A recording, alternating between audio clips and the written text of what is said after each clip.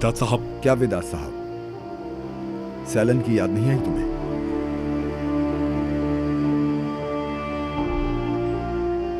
बेटी, कैसी हो तुम?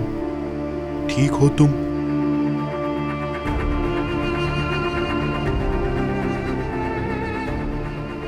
मेरी बेटी को नहीं लाया आप। मेरी बीवी कहाँ है? क्या किया उन लोगों का आपने? मैं बूढ़ा हो रहा हूं,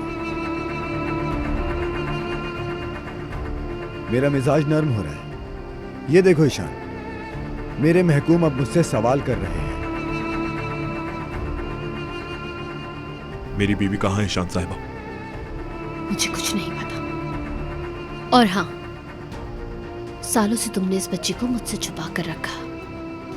आफरीन है नजीब तुम पर। इसमें विदात साहब की मर्जी शामिल थी, मुझे माफ कर दें।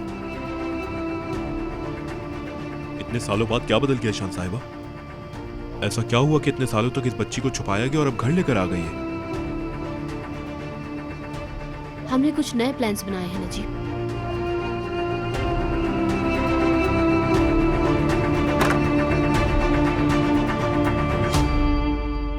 ये देखो बेटा, तुम्हारे पास तुम्हारी बहन आई है। कौन है लड़की? इसका नाम है सैलान। आप इसको यहाँ पे क्यों लाए हैं? आप तो इसके बाबा भी नहीं हैं। बिल्कुल है, नजीब अंकल और सेंगोल आंटी। लेकिन मैंने तो इससे पहले इसको कभी नहीं देखा। अब से तुम इसे जरूर देखा करोगे बेटा, और इसके भाई भी बनोगे। नहीं, मैं नहीं बनूंगा, बल्कि मैं यहाँ रहूंगा भी नहीं। मैं अपनी अम्मी और ताहिर भाई के पास रहूंगा। यीद, मेरी तरफ देखो। सैलन तुम्हारी जरूरत है बेटा। वो क्यों? क्योंकि उसके कान सुनते नहीं हैं, इसलिए वो बोल नहीं सकती। तुम्हें इसकी हिफाजत करनी होगी यीद।